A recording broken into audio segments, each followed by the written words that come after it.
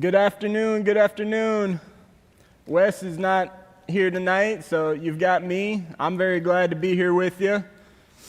We've got a little bit of rain. Hopefully everybody stay dry on the way in. My daughter Adeline is 4. Whenever it rains, she always prays, God, please make the rain go away.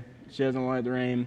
I always tell her, there's a farmer praying against you. He's praying for the rain to last a little longer, and you're here praying for it to go away. But it always does go away eventually, and God answered my prayer. So I say, yes, He did.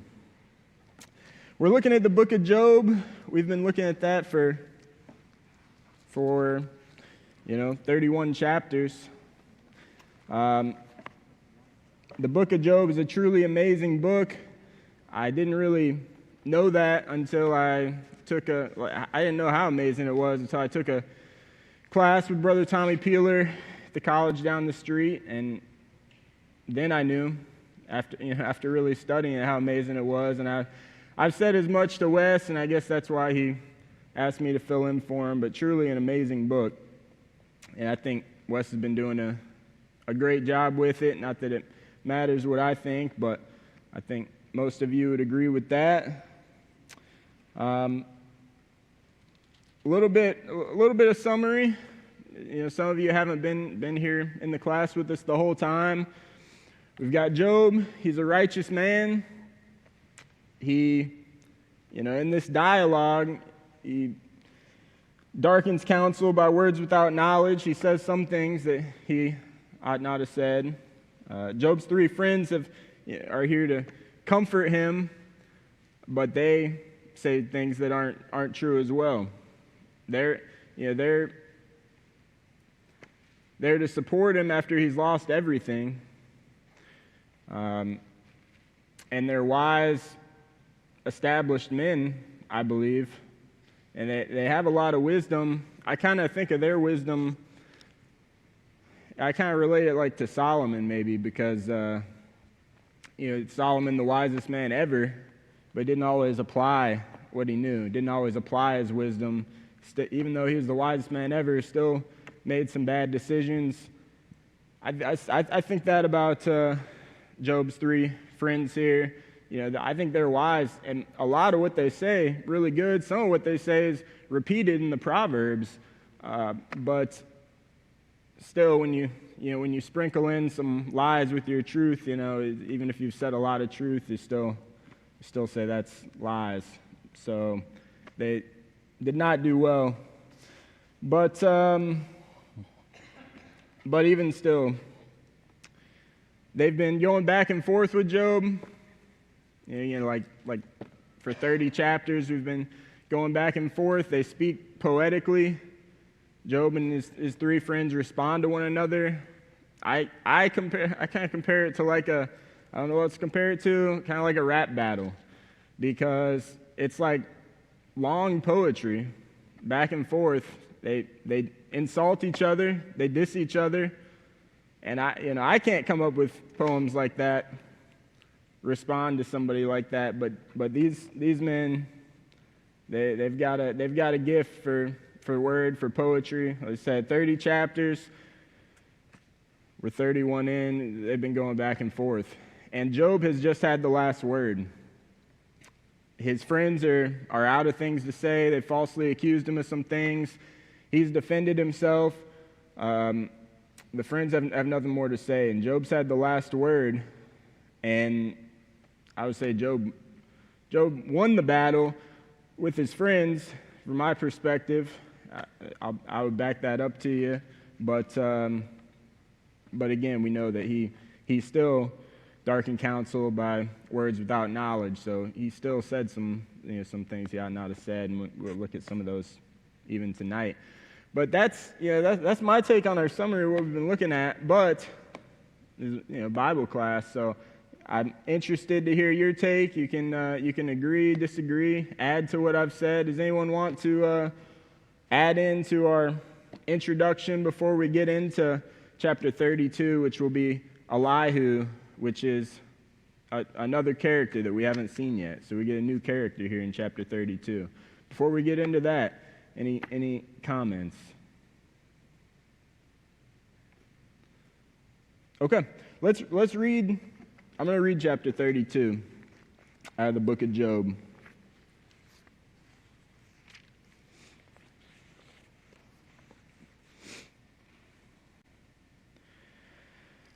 So these three men ceased to answer Job, because he was righteous in his own eyes. Then Elihu, the son of Barachel, the Buzite of the family of Ram, burned with anger. He burned with anger at Job because he justified himself rather than God. He burned with anger also at Job's three friends because they had found no answer, although they had declared Job to be in the wrong. Now Elihu had waited to speak to Job because they were older than he. And when Elihu saw that there was no answer in the mouth of these three men, he burned with anger. And Elihu, the son of Barachel, the Buzite, answered and said, I am young in years, and you are aged. Therefore I was timid and afraid to declare my opinion to you. I said, let days speak, and many years teach wisdom. But it is the spirit in man, and the breath of the Almighty, that makes him understand. It is not the old who are wise, nor the aged who understand what is right. Therefore I say, listen to me. Let me also declare my opinion.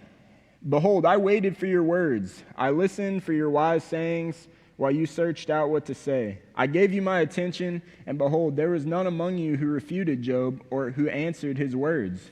Beware lest you say, we have found wisdom. God may vanquish him, not a man. He has not directed his words against me, and I will not answer him with your speeches. They are dismayed. They answer no more. They have not a word to say. And shall I wait because they do not speak? Because they stand there and answer no more? I also will answer with my share. I also will declare my opinion, for I am full of words. The spirit within me constrains me. Behold, my belly is like wine that has no vent, like new wineskins ready to burst. I must speak, that I may find relief. I must open my lips and answer. I will not show partiality to any man or use flattery toward any person, for I do not know how to flatter, else my Maker would soon take me away.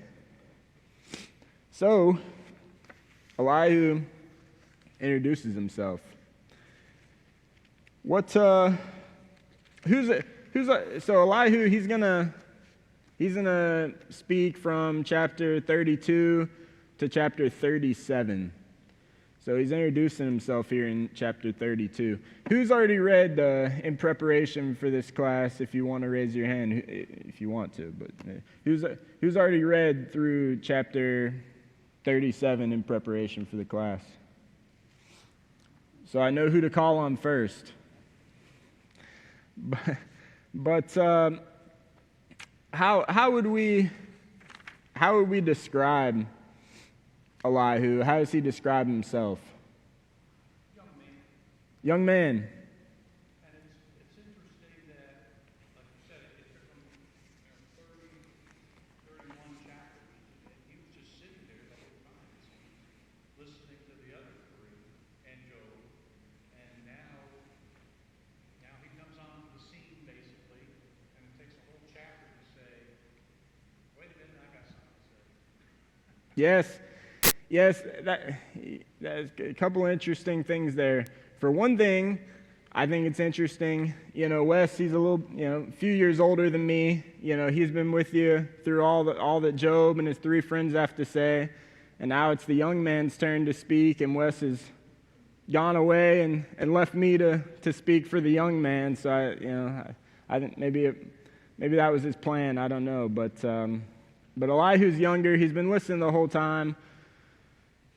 Yes.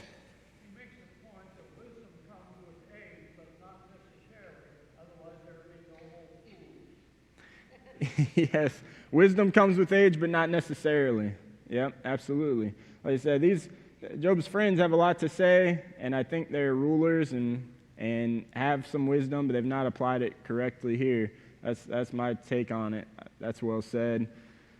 It is interesting that Elihu's just been sitting back and listening, like he says. Some people take different views on the book of Job and think that, chapters here and there, like patched in, like because what Elihu says fits really well. He's gonna, foretell. He's gonna kind of foretell, kind of predict like how God would answer Job. Because of that, some people say, oh, this was written in later. And it's because, Elihu wasn't introduced in the beginning, and he's not referred to in the end when the other friends are. But there's reasons for that, and Elihu explains, he explains why he wasn't introduced in the beginning. He was just sitting there listening. He probably wouldn't even said anything if the other friends had answered Job well. Yeah, you guys failed. I had to say something. It was burning me up. But yeah, it's interesting that he was sitting by, had not said anything this whole time. It's interesting to think about. You try to think about your setting. Who else might? At first you just have Job's three friends and Job. You're like, it's private setting, but maybe not. Obviously Elihu was there. Who knows how many people could be listening to this dialogue, this really beautiful poetic dialogue that we have here going back and forth. If they're in a public setting, you can imagine a lot of people gathering, listening to this discourse. What other descriptions for Elihu do we have? He's young. He's been sitting waiting. So he's patient, and he's patient at least in a way, because he was patient, but he's burned up now, and the patience, he's not. That's over. So he's gonna talk now. Yeah, we have a comment over here.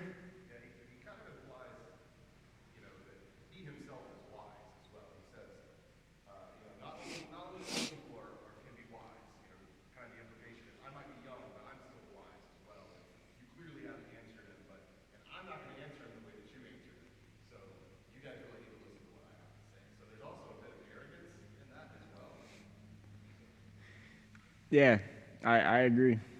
Doug?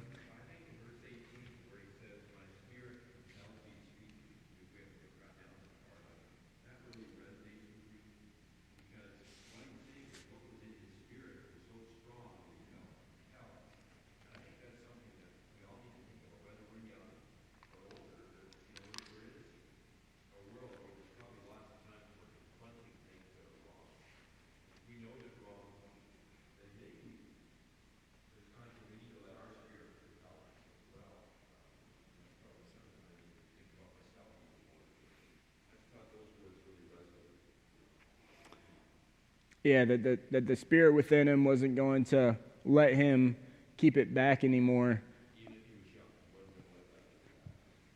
Yes.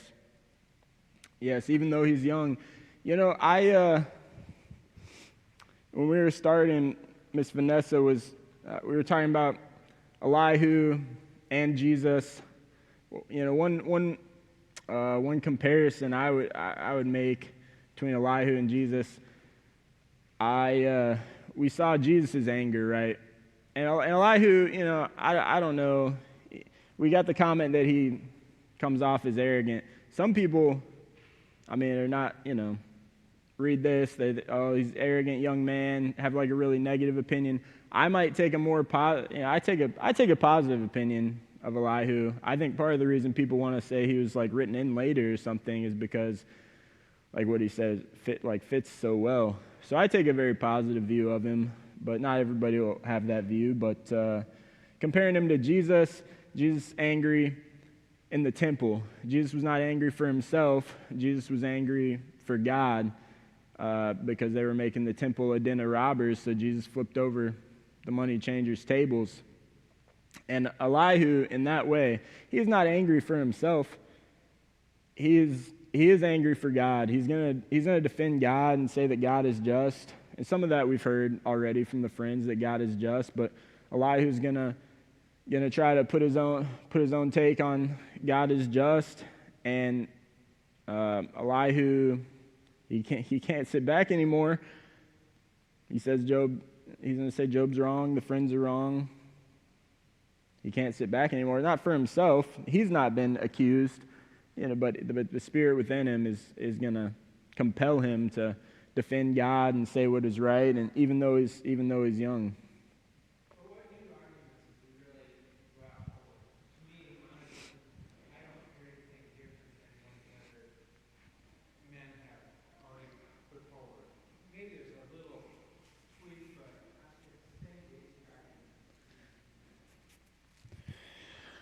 Well, and some of what so the comment is what new arguments does Elihu bring? I think we'll see. Yeah, he said maybe he's got his own kind of take. Yeah, I mean, some of what the friend said was true. You know, he said God is just, but so my positive take on Elihu is he will correctly quote Job. He'll say, Job, you said this, and you were wrong for this reason. Sometimes the friends, they accused him of not taking care of travelers. They accused him of all kinds of things that Job clearly said, it's not true. Elihu is not going to be, when the three friends get rebuked, in the end, Elihu is not going to be rebuked. When God answers Job out of the whirlwind, I mean, that's Job's rebuke from God. Again, that phrase, who darkens counsel by words without knowledge. I mean, so that was Job's rebuke. The friends get rebuked, and they got to bring a sacrifice, and Job has to pray for them in the end. But Elihu is not, is not rebuked, and I think, I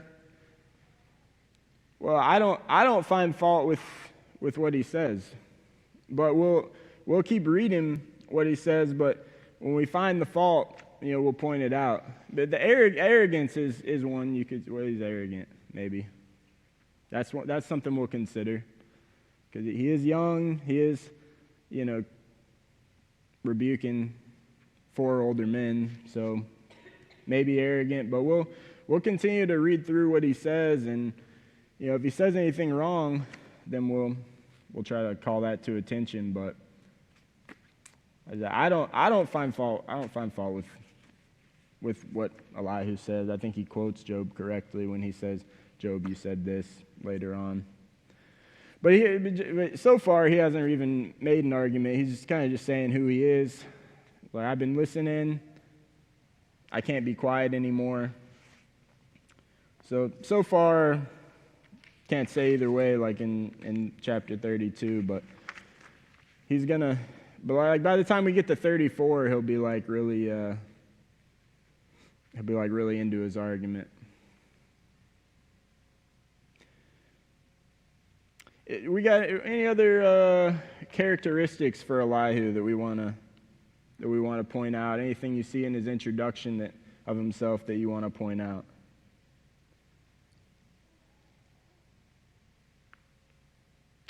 I'll just add, I think that there's like strong evidence that Job and his 3 friends are Edomites, and Elihu's the only name that has like a Hebrew meaning. Elihu means he is my God.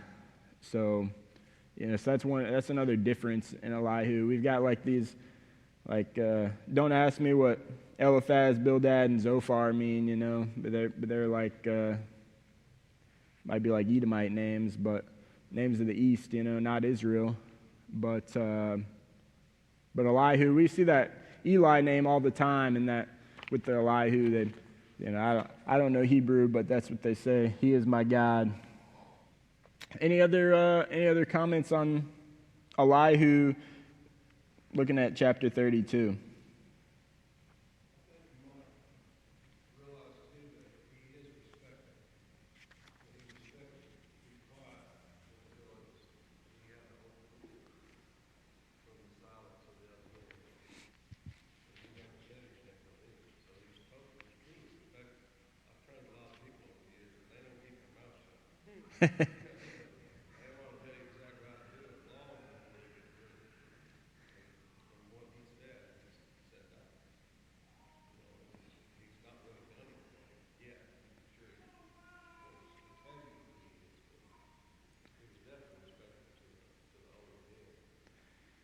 So we've got the comment that Elihu was respectful in the way that he waited so long to speak. He does wait for everybody to finish. I mean, that's the last verse in Job 31.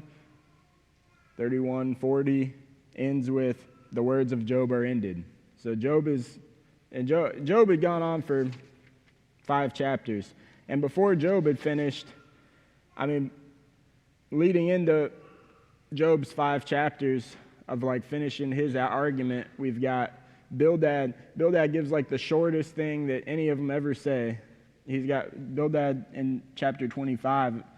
Last thing he had to say was 6 verses. So they've run out. 3 friends have run out. Job gave like a summary defense for 5 chapters that we've looked at, and they're done. The words of Job are ended. That's 31:40. So we've got the comment that is respectful of Elihu to wait till they're done. They're done. And so, I definitely see that point.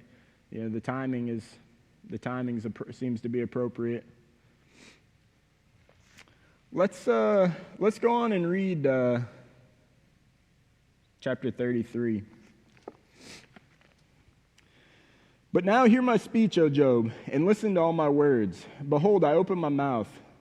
The tongue in my mouth speaks. My words declare the uprightness of my heart, and what my lips know, they speak sincerely. The Spirit of God has made me, and the breath of the Almighty gives me life. Answer me if you can. Set your words in order before me. Take your stand.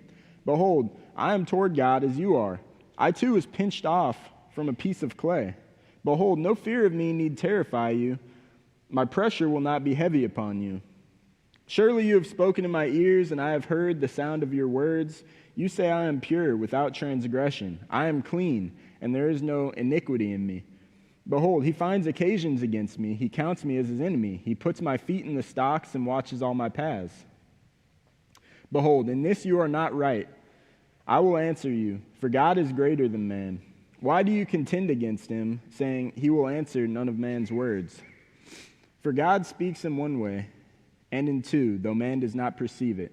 In a dream, in a vision of the night, when deep sleep falls on men, while they slumber on their beds, then he opens the ears of men and terrifies them with warnings, that he may turn man aside from his deed, and conceal pride from a man. He keeps back his soul from the pit, his life from perishing by the sword. Man is also rebuked with pain on his bed, and with continual strife in his bones, so that his life loathes bread, and his appetite the choicest food. His flesh is so wasted away that it cannot be seen, and his bones that were not seen stick out. His soul draws near the pit, and his life to those who bring death. If there be for him an angel, a mediator, one of the 1,000, to declare to man what is right for him, and he is merciful to him and says, deliver him from going down into the pit. I have found a ransom. Let his flesh become fresh with youth. Let him return to the days of his youthful vigor. Then man prays to God, and he accepts him. He sees his face with a shout of joy, and he restores to man his righteousness. He sings before men and says, I sinned and perverted what was right, and it was not repaid to me. He has redeemed my soul from going down into the pit, and my life shall look upon the light. Behold, God does all these things, 3 times with a man, to bring back his soul from the pit, that he may be lighted with the light of life. Pay attention, O Job, listen to me. Be silent, and I will speak. If you have any words, answer me. Speak, for I desire to justify you. If not, listen to me. Be silent, and I will teach you wisdom. So, a little bit, Elihu he still introduced himself a little bit, but getting more into some of his points. But he starts off chapter 33 relating to Job, and he's speaking directly to Job. He's not speaking to the friends. He directs his words at Job, very beginning of chapter 33, and he lets Job know that he's a man of God. He tells Job that I was pinched from the clay just as you were. So he's telling, and going back to chapter 32 and verse 8, he's saying some of the same. But it is the Spirit in man, the breath of the Almighty, that makes him understand. And he's referring to himself there. He's saying he's a man of God. It's the breath of the Almighty that's given me my understanding, Elihu's saying. He's telling Job The Spirit of God made me. The breath of the Almighty gives me life. I was pinched off from the clay just as you were. And he also tells Job in verse 7, behold, no fear of me need terrify you. My pressure will not be heavy upon you. So he's starting to get into it, and we'll see if that's true. You know, you can look and see if you think that's true. But he says, Job, don't be scared of me. In verse 7, he's saying, Job, I'm not going to be heavy upon you. Now, let's see. Some of his words I might think they're a little heavy, but Elihu didn't think he was going to be too heavy on Job. Any comments on what we've seen so far in chapter 33? So,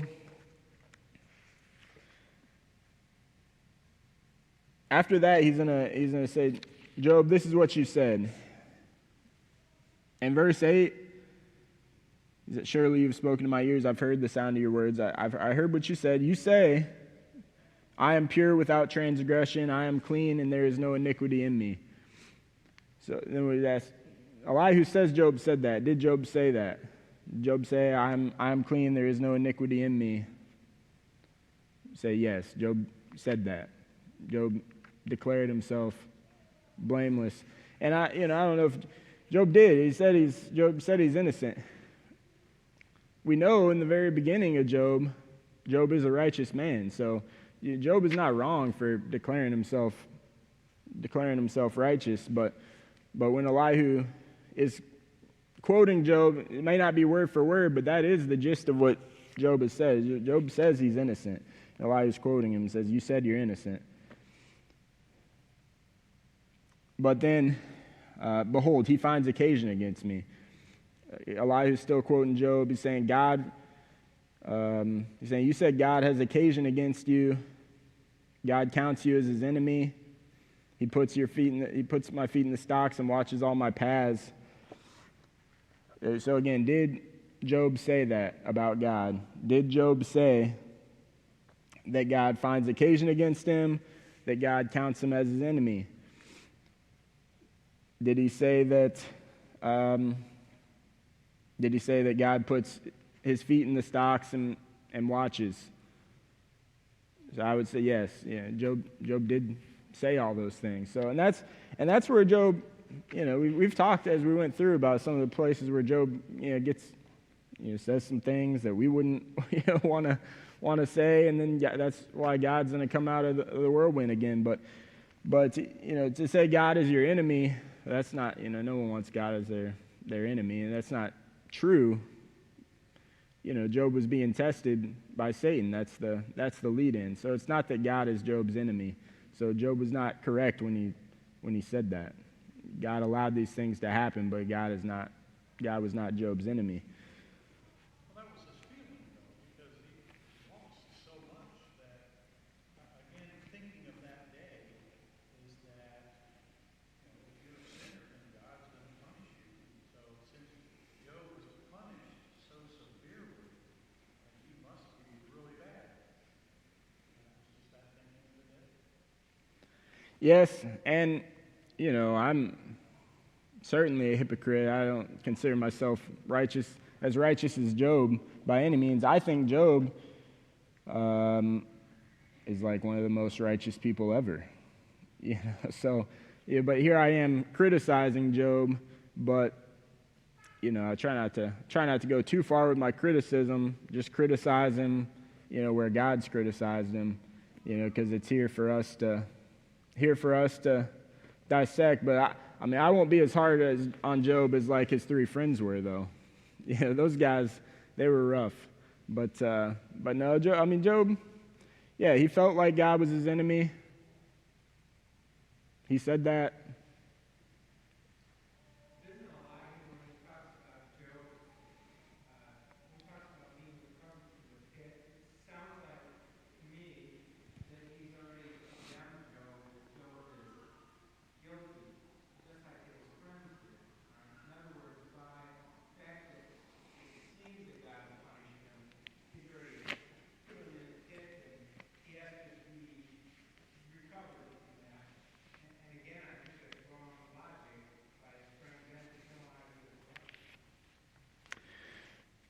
Yes, so Elihu does talk about Job going down to the pit. And for if anyone can't, sometimes I forget to repeat the comments, but because sometimes you can't hear the comments. I hear the comment, but the comment is, does Elihu condemn Job? Elihu is talking about the pit, even in this chapter. Elihu does condemn Job, but does he say that these bad things happened to Job because of what Job's done? So that's what Job's friends said, right? Pretty clearly. These bad things happened to you because of what you did. You're a sinner. And then they threw out some potential sins, but Job's, I didn't commit that sin. But Elihu does condemn Job, but I think Elihu's condemnation comes more from Job's, condemning him for his attitudes and the things that he said to his friends, which I think that's where, I think that's appropriate to critique Job for some of the things that he said going back and forth with his friends. But when we talk about talking about the pit, Elihu does talk about that in this chapter. We'll see that. Go ahead. Like if we look at verse 15 of chapter 33, Elihu's telling Job. If we back up to 14, God speaks in one way and in two, though man does not perceive it. He's saying God speaks in two ways, but it's like a fancy way of saying it. God speaks in one way and in two, though man does not perceive it. It's like the literary device.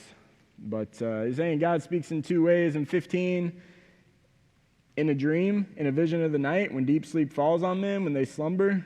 And he's saying one way is in a dream, God speaks to men. We know that to be true. But it's not just a dream, because then he opens the ears of men in their sleep and terrifies them with warning. So it's really Elihu saying one way that God speaks to man is in a nightmare, it's like a scary dream, terrifies them with warnings in their sleep. And that he may turn aside man from his deed and conceal pride from a man. So, going back, Job has said, God doesn't answer me. Elihu's saying God does answer men in a couple of ways. One is like warning in a nightmare, but then when we look down to 19, so again, Elihu said God speaks to men in two ways. One way is like a nightmare. The other way, in verse 19, man is also rebuked with pain on his bed and with continual strife in his bones. It's like, well, who we know with pain on his bed and with continual strife in his bones. He says, so that his life loathes bread and his appetite, the choicest food. He's not even hungry because he's so sick. His flesh is so wasted away that it cannot be seen. His bones that were not seen stick out. So one of the ways that God will speak to man and turn him back from his error is send him down to the pit. But it's not a pit that you cannot recover from. Elihu makes the point that this is a pit that with a mediator you be redeemed from. So it's like a dark message. You go down to this pit from God, but we know that trials do bring us closer to God. And it's a message of hope, because Elihu's telling them, God will speak to man in dreams and nightmares, and he'll speak to man. He'll give you a message by giving you a trial, and then you come back from that trial. So I think that, God does, when Job said that God doesn't answer him, God doesn't speak to man, Elihu's saying God does speak to you. So I think, so again, I think that's a good point. Now, if we were to critique Elihu, we'd say, did God send Job to the pit to teach him a lesson. I'm not sure. It's more of like a test, right? Have you considered my servant Job? I'm not sure it was any, God doesn't say he was trying to teach him a lesson. But then Elihu doesn't specifically say, he says God speaks to man in a dream or through these trials, but he doesn't specifically say that. He says in general. He doesn't specifically say that pit is Job's pit, but he does kind of describe Job there. It's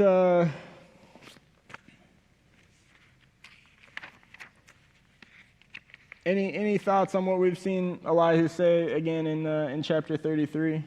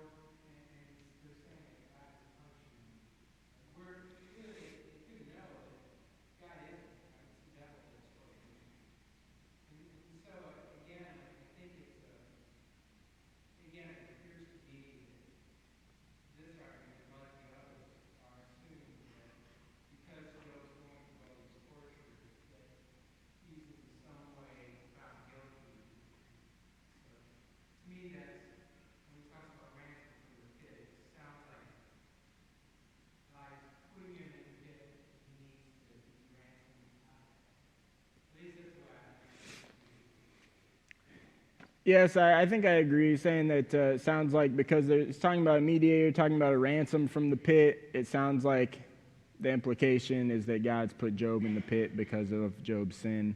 It does kind of sound like that. It doesn't say it explicitly, but I agree. It does sound like that here. So, we'll have like a reasons we think that Elihu's like awesome like category, and like a reason we want to maybe doubt Elihu and think he's got maybe some issues. We can put that in the cons category because, so maybe he's saying, could he be implying that God put Job in the pit incorrectly? Maybe, yeah, maybe. And he might comes off a little arrogant sometimes, so we'll consider those things. But he does say some good things too, and again, it is a message of hope. He's saying that you can be redeemed from the pit, so be brought close to God once again.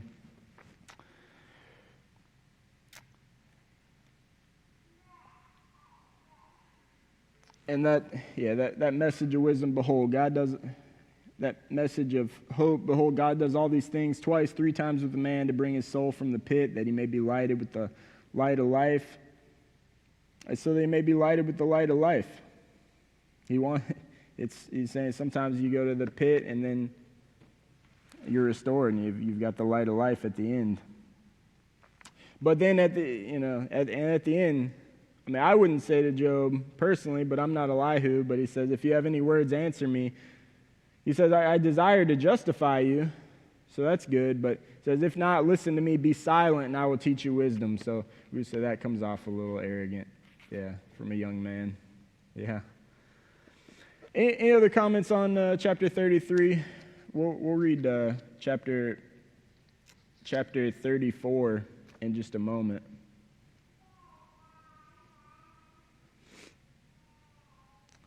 In chapter 33, we do have the word pride introduced. This is the first time that Elihu will mention that, at least, in verse 17. So that's, so if we're faulting Job, what we fault him with saying things that he shouldn't have said, talking about things he didn't know about, and potentially pride. If not pride, why does God answer Job out of the whirlwind and say, "Where were you?" God answers Job and says, and we'll see that in like 3 classes, God willing. But God But God's going to answer Job out of the whirlwind, say, where were you? What do you know about creation? And if pride is not the sin, then why does God have to answer Job that way? I won't read 34 right now because I heard the bell. But I'll maybe like 2 more minutes, and then we'll be dismissed, and we'll try to finish Elihu, everything that he says. Next class, like 34, 35, 36, 37. So we'll do four chapters of Elihu next Sunday evening, God willing. So we're talking critiques of Elihu. Like one critique would be, is he too hard on Job? That's one thing to consider. I think some of what he says is what God will say. Say you're talking about things you don't know about. The implication is there's some pride. Otherwise, why would God have to answer him in that way? Another critique, another thing you could ask about Elihu, say, should he be directing more of this to the 3 friends? Who's more righteous, Job or his 3 friends? It's obviously Job. Job, again, one of the most righteous men ever. But still, Elihu is laying into him a little bit. So, potential critique, should Elihu be directing more of this at the 3 friends? Anybody have a thought on that?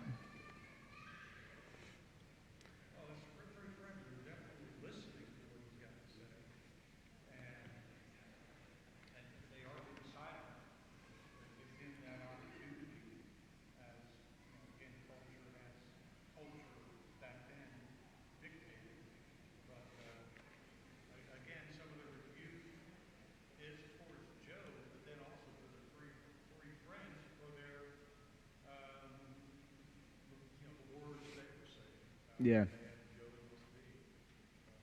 Yes. The 3 friends, he's definitely angry at them. He said, we have that written for us. But just like, even though we know Job's more righteous than the friends, it's the book of Job. God will respond to Job, and out of the whirlwind, that's not directed at the 3 friends. And most of this is directed at Job as well. So, Job is the more righteous, but most of this is going at, still at Job. He's the main character. So that's what I would say is why Elihu's directing most of the criticism towards Job instead of the friends. But thank you so much, and we'll look at Elihu some more next time, God willing.